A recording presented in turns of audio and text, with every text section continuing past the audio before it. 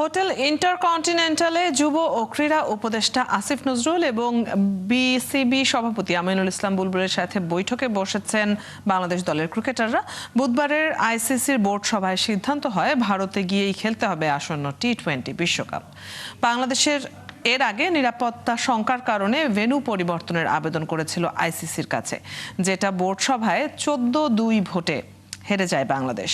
ক্রিকেটাররা ভারতে গিয়ে খেলতে রাজি কিনা সেই বিষয়ে হচ্ছে আলোচনা। সেখানে আছেন আমাদের সহকর্মী সাইফুল রূপক, আমরা সরাসরি যুক্ত হচ্ছি তার সাথে। রূপক, মিটিং কতক্ষণ ধরে চলছে? ক্রিকেটাররা কে কে এসেছেন? বাংলাদেশ কি শেষ পর্যন্ত ভারতে যাচ্ছে? শেষ কোশ্চেনের উত্তর আসলে হয়তো এখনো ক্রিকেটাররাও জানে না, কারণ মিটিংটা চলমান। প্রায় 40 মিনিটের মতো হয়ে গেছে যে মিটিংটা শুরু হয়ে গেছে। ক্রীড়া উপদেষ্টা আসিফ নজরুল, বিসিবি সভাপতি আমিনুল ইসলাম বুলবুল সহ বিসিবির আরও বেশ কজন পরিচালক আছেন। ক্রিকেটারদের মধ্যে বেশ কজন আছেন, সবাই যে আসছেন তা না, কেন্দ্রীয় চুক্তিতে থাকা বেশ কজন ক্রিকেটার আসছেন। উল্লেখযোগ্য বলতে হয় লিটন কুমার দাস, টি-20 ক্যাপ্টেন, মেহেদী মিরাজ ওয়ানডের ক্যাপ্টেন, টেস্টের ক্যাপ্টেন নাজমুল শান্ত সহ টি-20 বেশ কজন ক্রিকেটার আছেন বিশ্বকাপে দলে থাকা কিংবা স্ট্যান্ড বাই থাকা।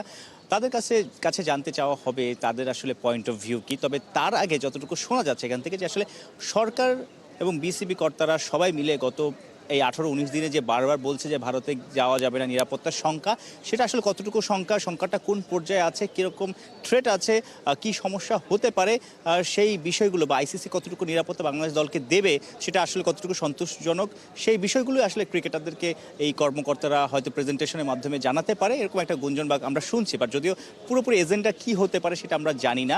ভেতরে মিটিং চলছে, পাশাপাশি হয়তো পরের দিকে আসলে তারপরও এত কিছু জানার পরে ক্রিকেটাররা কি আসলে রিস্ক নিয়ে তারা যেতে চায় কিনা বা তারা বিশ্বকাপ খেলতে চায় কিনা, হয়তো তাদের পয়েন্ট অফ ভিউ পরবর্তীতে জানা হতে পারে। আবার এমনও হতে পারে তারা এই বিষয়গুলো অর্থাৎ সরকার বা বিসিবি কর্মকর্তারা তাদের যে থ্রেট আছে বা তারা যে ইন্টেলিজেন্সের মাধ্যমে যে বিষয়গুলো জানতে পেরেছে আসলে বাংলাদেশ দল ইন্ডিয়াতে গেলে কি কি সমস্যা হতে পারে, কোনটা শঙ্কা আছে, সেই বিষয়গুলো জানিয়ে হয়তো সিদ্ধান্ত নিয়ে নিতে পারে যে আসলে বাংলাদেশ দলকে পাঠানো।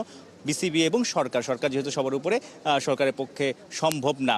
অনেক কিছুই হতে পারে, অনেক রকম গুঞ্জন আছে। তবে মহা গুরুত্বপূর্ণ দেশের ক্রিকেটের মহা গুরুত্বপূর্ণ মিটিংটা চলমান, হয়তো আরও ঘন্টাখানিক লাগবে। তারপর হয়তো এখানে এসেই প্রেস কনফারেন্স করবেন ক্রীড়া উপদেষ্টা, তিনি সিদ্ধান্তটা জানাবেন।